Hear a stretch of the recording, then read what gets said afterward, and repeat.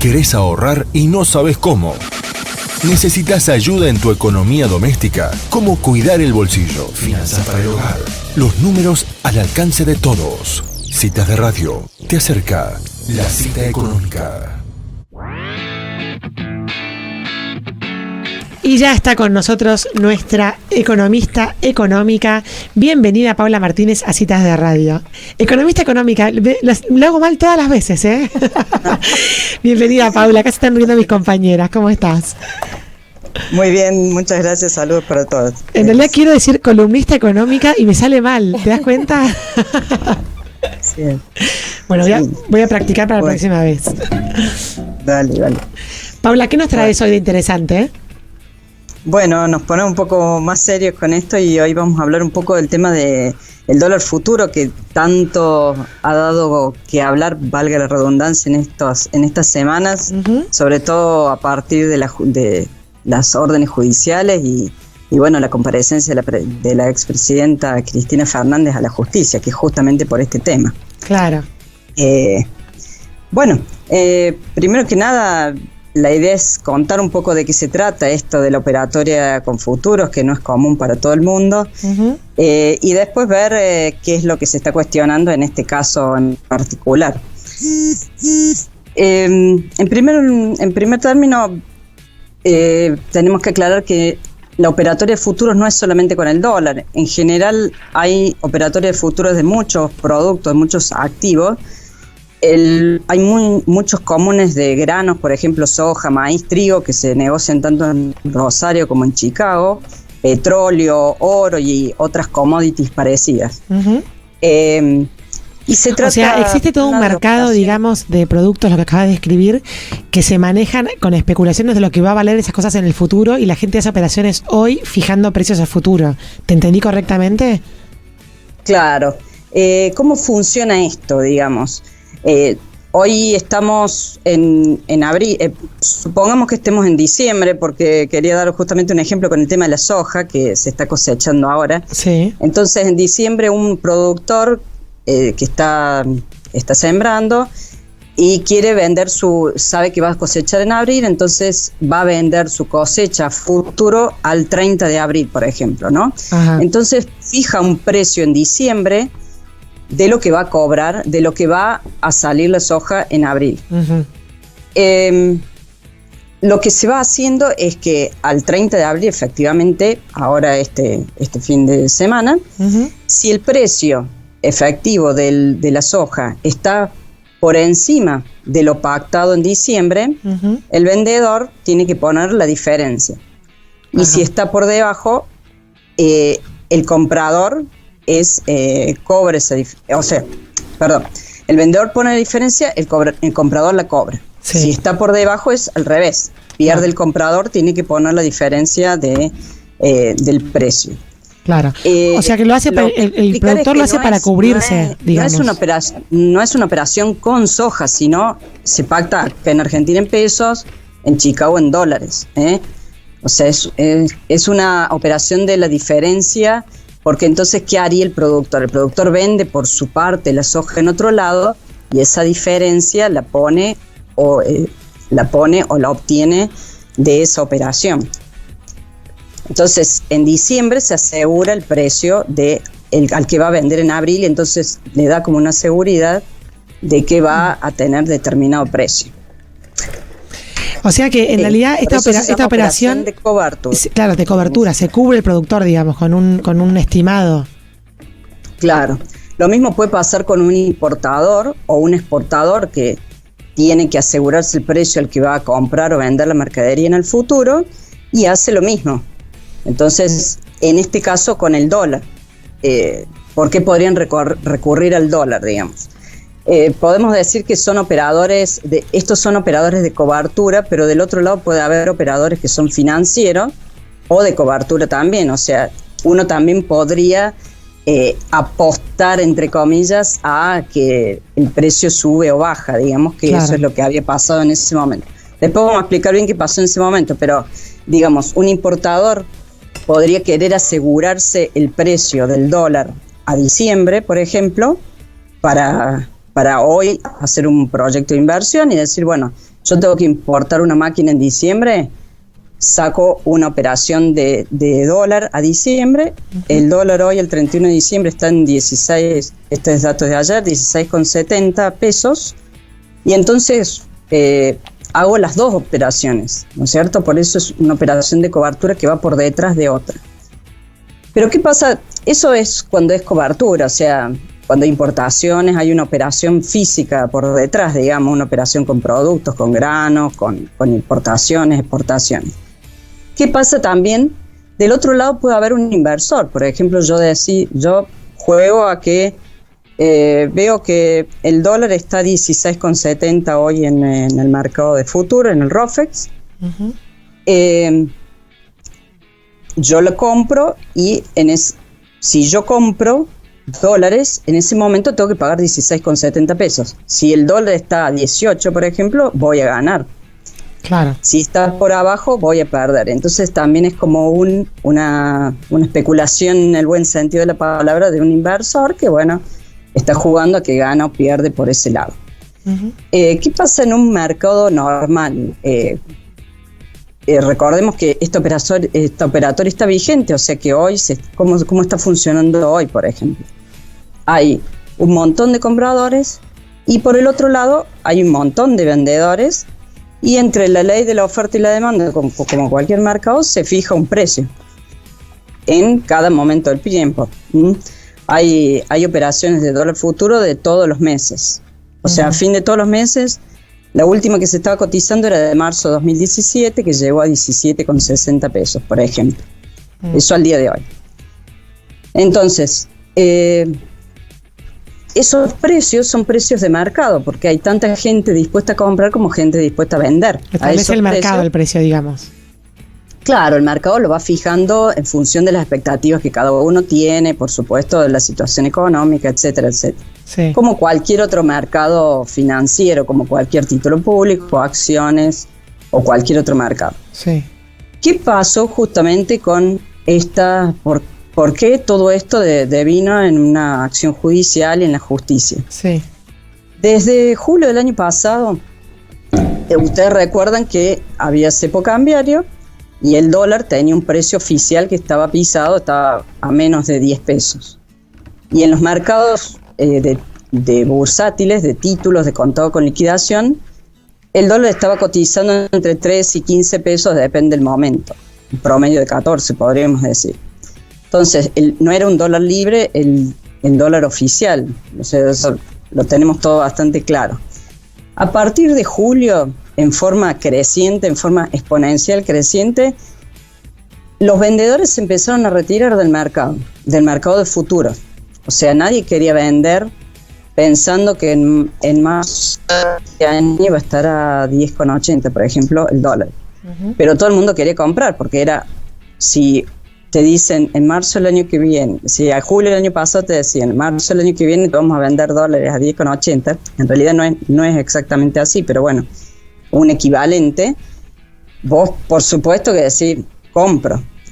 Y entonces lo que pasó fue que había muchos compradores y el único vendedor terminó quedando el Banco Central, porque en realidad los vendedores privados se retiraron del mercado porque ya no reflejaba los precios de mercado como debería funcionar. Claro, fue una alteración del mercado por el rol que asumió el Banco Central, ¿entendí correcto?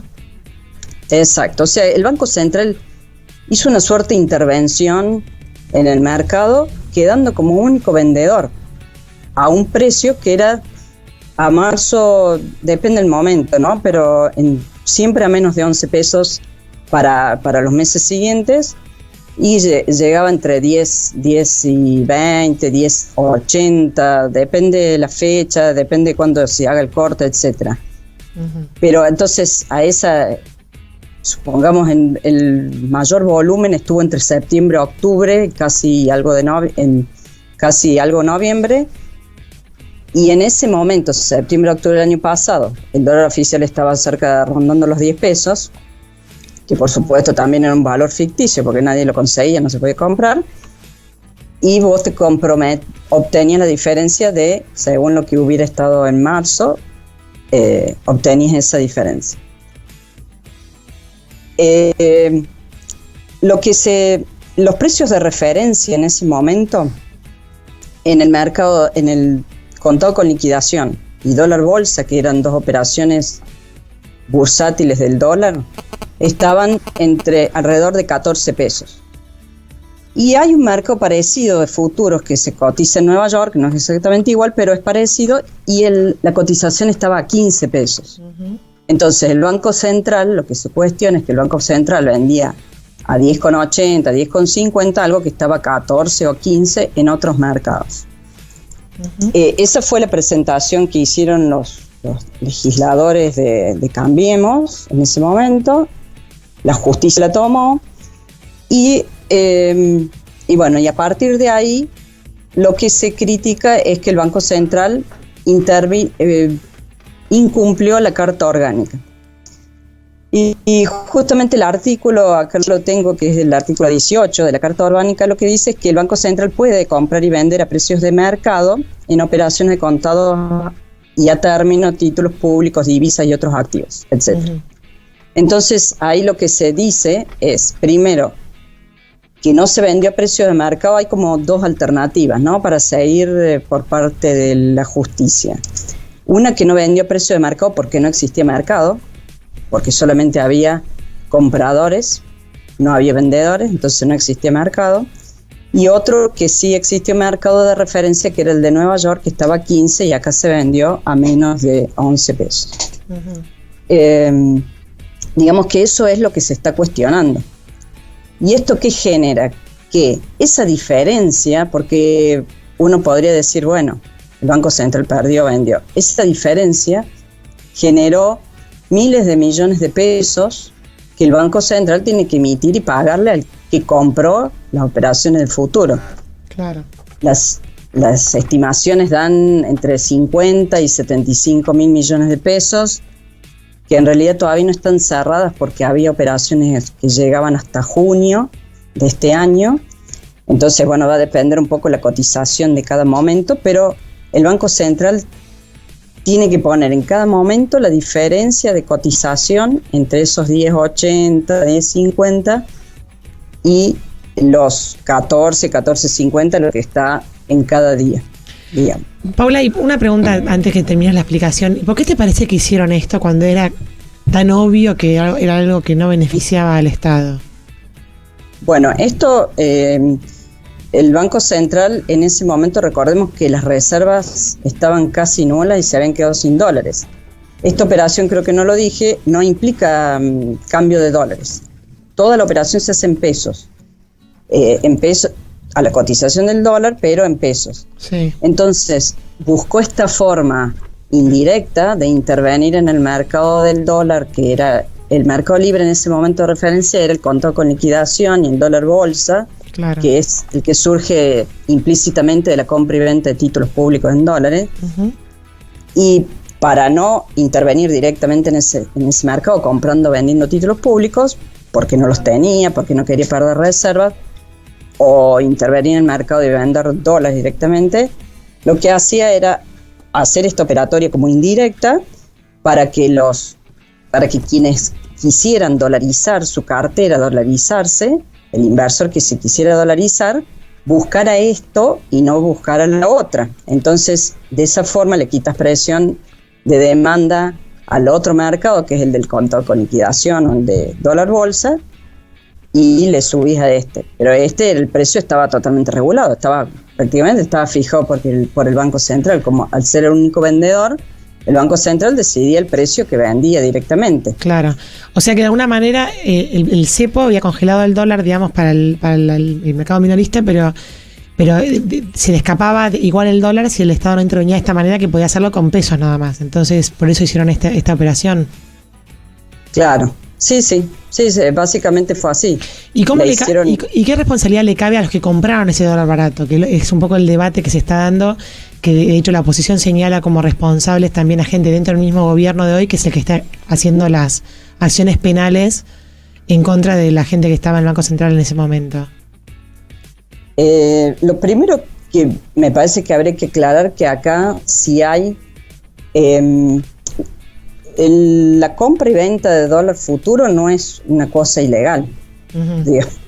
O sea, el que compró en ese momento lo hizo de buena fe, obviamente sabiendo que acá iba a haber una devaluación, la sabía todo el mundo, la sabía, fuera uno u otro presidente los que ganaran, iba a haber una devaluación y todo el mundo apostaba a eso, y obviamente que fue y lo compró de buena fe.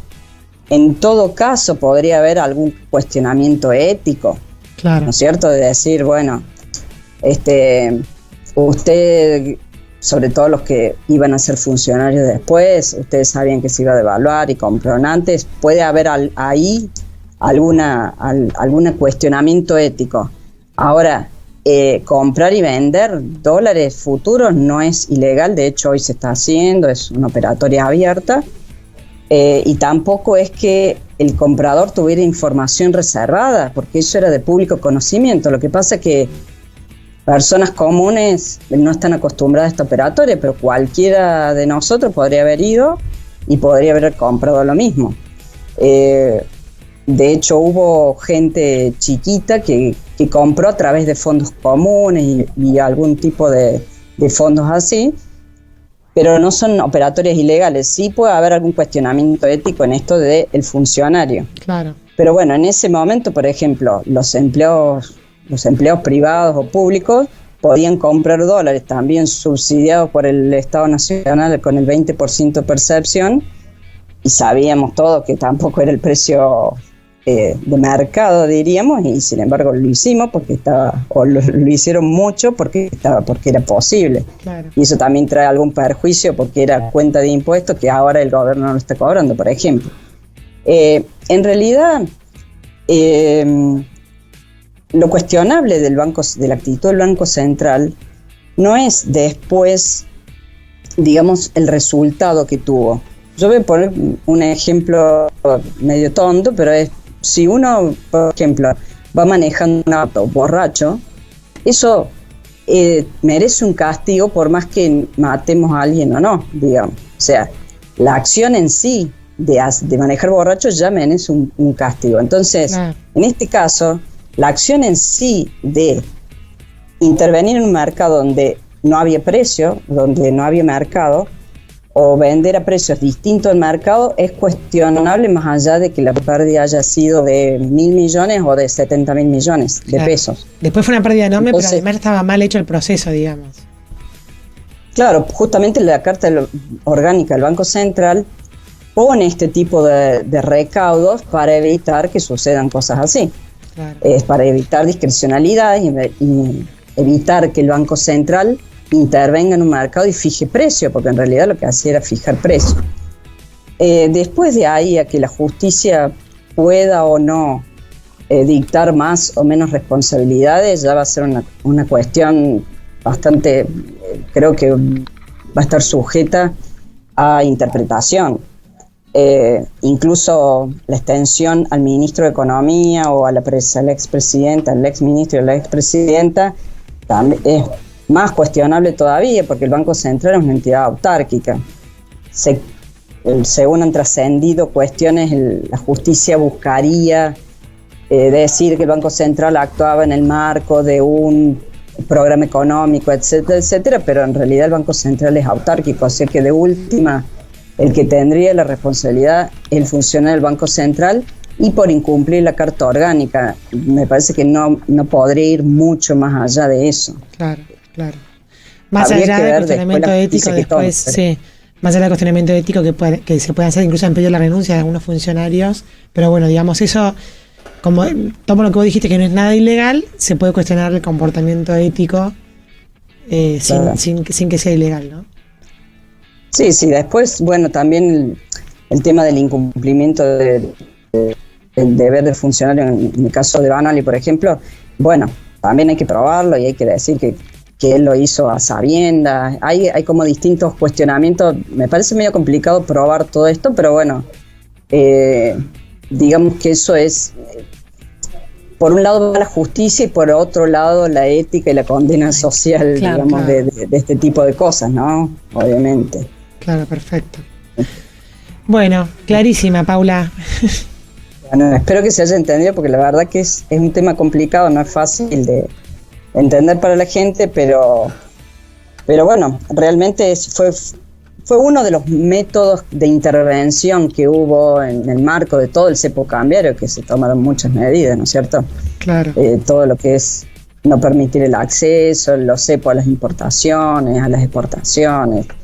En todo ese marco fue esta otra medida más, pero bueno, como el monto fue palpable, porque el Banco Central ya ha tenido que ir poniendo todas estas diferencias de cotización, realmente ha causado un perjuicio que es medible.